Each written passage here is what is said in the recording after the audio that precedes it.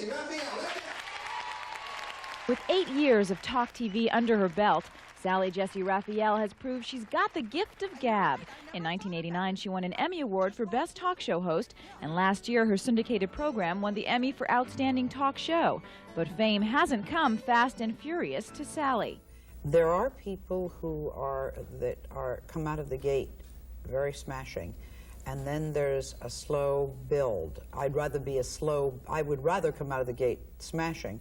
But if second choice, I'd rather be a slow build than a big decline. I mean, you know, I think you have to thank God for what you've got. Marie says she will never get over the loss of her first baby boy. The day we visited the show, the topic was sad and serious. This woman miscarried in her 8th month. Emotions ran high both on and off the set. But Sally says she still had a job to do. My job is to make her comfortable so that she can feel a level of acceptance, so that she can tell us what this is like and what she's going through. There's always a lesson to be learned. And since no guest is paid, the question is, why do they come on national television and share their very personal stories? I did feel this urge that I had to tell women, look, you've got to help yourself out there. And so when this opportunity came up, it was almost prophetic. It was like, somebody was willing me to do this. Before the audience or guests even make it to the New York studio, the process of coming up with the story ideas is a project in itself. And many times it's Sally's viewers who do most of the work. Most of our topics, subjects, people come from viewer mail. So the people that watch our show write us letters. They'll say, I have a friend that has a problem, or, excuse me, they have a problem, never thinking for a moment, we're going to call them. But Sally's the kind of personality that elicits that kind of mail. People want to talk to her. Bertie Brown mentioned a lot of the ideas for the show comes from viewer mail. We're talking about thousands of pieces of mail on a weekly basis. People write in suggestions just like this one. My best friend's obsessed with my husband. Meet the Chuckendales, when fat male and female dancers let it all hang out. Next, Sally. Oftentimes, Sally's topics are just plain off the wall. But she insists in the world of talk, anything and everything goes.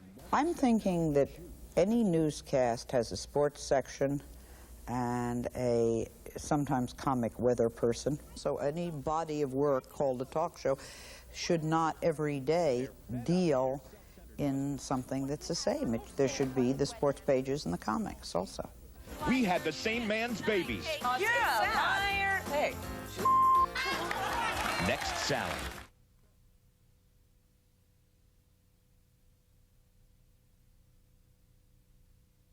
Now, let's start with our first guest. Her oversized bright red glasses became Sally Jessy Raphael's tried and true trademark. As a matter of fact, when she wanted to change her look, it was her faithful fans who picked out her new specs. For years and years and years, Richard has taken the red out of the hair. These days, Sally is being primped for her 9th season on the air, and no one is more surprised about her popularity than Sally herself. It's strange. I don't think about it at all. People greet me like, hey, how you doing?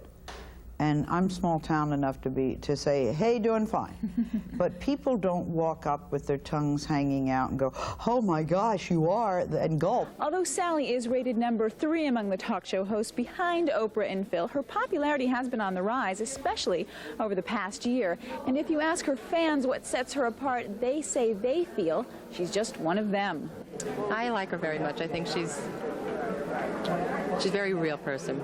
She has a really charismatic personality. She makes you feel like you're a person, not just another face in the crowd. I came here to get away from my problems, so it was entertaining. Tell me what really happened. When Sally first entered the predominantly male talk show scene, no one was sure if audiences would take to her unglamorous look. No one except executive producer Bert Dubrow, who first spotted Sally when she was a guest on another talk show. To make a long story short, I was real impressed with the fact that she was very like the lady next door, someone that I thought a lady at home could relate to. And there was no woman hosting a talk show. This is 82, 83. No one. So we tried Sally out. Not a bad decision. 2 years ago, the Sally Jessy Raphael Show was seen in just 79 cities. Today, it can be seen in more than 190 cities across the U.S. and abroad. Still, her climb to the top has not been easy. In the 30 years she's been in broadcasting, she's been fired 18 times, making her, she says, wiser to the insecure world of television. Well, it hurt me. Each time hurt. It's nice to know that it's just somebody's opinion and doesn't mean any more, any less than not being fired. Over there, there's Miami. Hi, Miami. Hi. These days, Sally seems to be enjoying the fruits of success with a new studio, high ratings, and a solid contract. It seems for now, anyway. Sally Jessy Raphael will continue to keep talking up a storm. I agree with this lady completely. Why can't a grown man make his own lunch?